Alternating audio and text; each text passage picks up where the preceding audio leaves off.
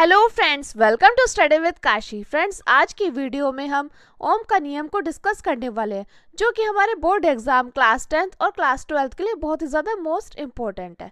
तो चलिए फ्रेंड्स, हम वीडियो को स्टार्ट करते हैं। देखिए हमारा ओम का नियम क्या कहता है।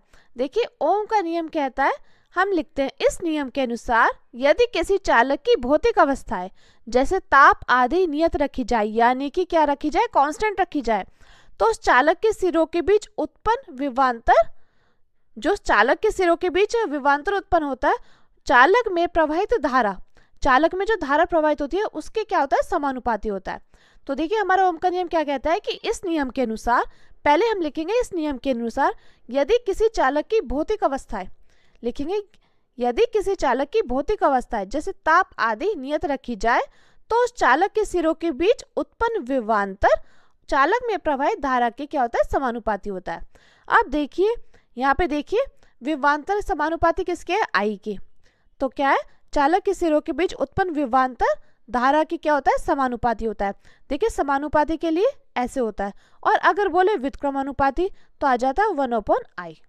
तो देखिए ये क्या है, विभवांतर धारा की क्या है, समानुपाती है। अब देखिए ये क्या है, यहाँ पे क्या है, नियतांक है, और ये नियतांक क्या है, इसको हम खोलेंगे तो v बराबर आई आर, जहाँ पे i क्या है, जहाँ पर r क्या है, यहाँ पे r नियतांक है। तो इसको हम देखिए यहाँ पे हम प्रतिरोध का मान निकालना है, तो r बराबर, ये r बराबर v/i कर देंगे।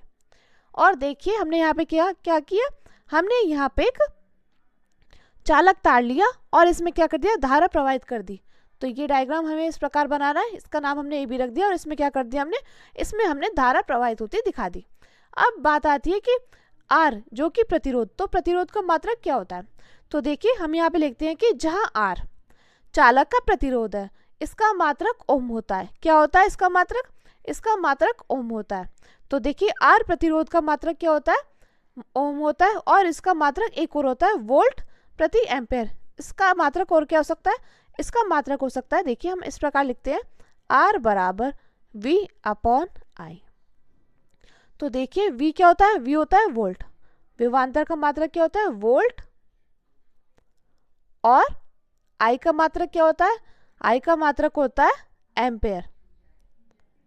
देखिए इसका मात्रक क्या होता है, इसका मात्रक वोल्ट प्रति एम्पेयर भी होता है, और हम इसको ओम भी बोल सकते हैं। क्या बोल सकते हैं, ओम। तो फ्रेंड्स ये है हमारा ओम का नियम, और देखिए ओम को हम इस प्रकार प्रदर्शित करते हैं। तो देखिए फ्रेंड्स ये हमारा ओम का नियम। मैं उम्मीद करती हूँ आपको ओम का नियम अच्छे से समझ में आया होगा। देखिए हम इसको एक बार रिवाइज कर लेते हैं। देखिए हमारा ओम का नियम क्या कहता है कि इस नियम के अनुसार, आप मेरे साथ बोलिए कि इस नियम के अनुसार यदि किसी चालक की भौतिक अवस्थाएं, इस नियम के अनुसार यदि किसी चालक की भौतिक अवस्थाएं जैसे ताप आदि नियत रखी जाए, तो उस चालक के सिरों के बीच उत्पन्न विभवांतर चालक में प्रवाहित धारा के क्या होता है, समानुपाती। यानी कि आपको क्या याद रखना है, आपको याद रखना है कि विभवांतर समानुपाती किसके है, धारा के, यानी कि आई के। अब देखिए जब ये है समानुपाती, तो देखिए इसको बराबर में खोलेंगे तो क्या आ जाएगा, v बराबर आई आर, जहाँ पर r क्या होता है, r प्रतिरोध होता है।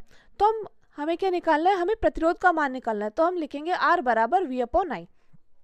और देखिए यहाँ पर हमने एक डायग्राम बना के दिखा दिया।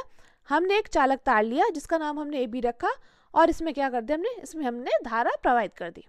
अब देखिए हम यहाँ पे लिखते हैं जहाँ R चालक का प्रतिरोध है, इसका मात्रक ओम होता है। और देखिए प्रतिरोध का मात्रक एक और क्या होता है, प्रतिरोध का मात्रक होता है, हम इसके सूत्रों से निकाल देते हैं कि v/i।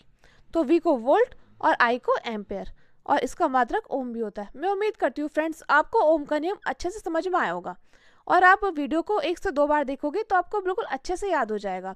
आपको इस नियम को रटने की ज़रूरत नहीं पड़ेगी। तो फ्रेंड्स अगर आपको वीडियो अच्छी लगी हो तो प्लीज़ हमारे चैनल को सब्सक्राइब कीजिए, और वीडियो को लाइक शेयर कमेंट ज़रूर कीजिए।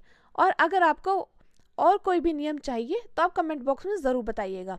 और फ्रेंड्स एक प्यारा सा कमेंट ज़रूर कीजिएगा, क्योंकि आपका एक कमेंट मेरे लिए मोटिवेशन का काम करता है। Thank you, thanks for watching.